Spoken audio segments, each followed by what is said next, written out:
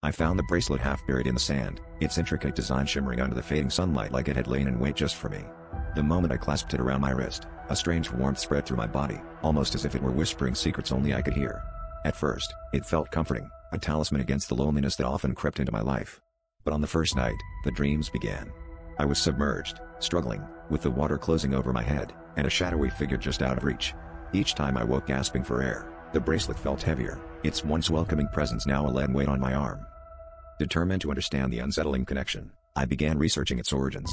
My search led me to stories of shipwrecks and lost souls, of sailors who never returned. An old seafarer's log spoke of a woman who wore a similar bracelet, rumored to be a gift from the sea itself. Her fate was sealed by jealousy, drowned by those who coveted her treasure. As I read, I felt a chilling recognition, as if I were peering into my own destiny. The dreams intensified, each night more vivid, more terrifying. The figure in the water grew closer, more familiar, until I could almost make out its features, my features. Convinced the bracelet was cursed, I tried to remove it, but the clasp wouldn't budge. Panic set in as I realized that the bracelet had become part of me, its presence unyielding, its story of betrayal and loss now entwined with mine. Desperation drove me to the shoreline where I found it, hoping to return it and end the nightmare. Standing at the water's edge, the waves lapped hungrily at my feet, as if beckoning me to return what rightfully belonged to them. As the tide pulled me forward, I understood the truth. I was not the bracelet's owner, but its prisoner. In my dreams, I wasn't drowning, I was being reclaimed.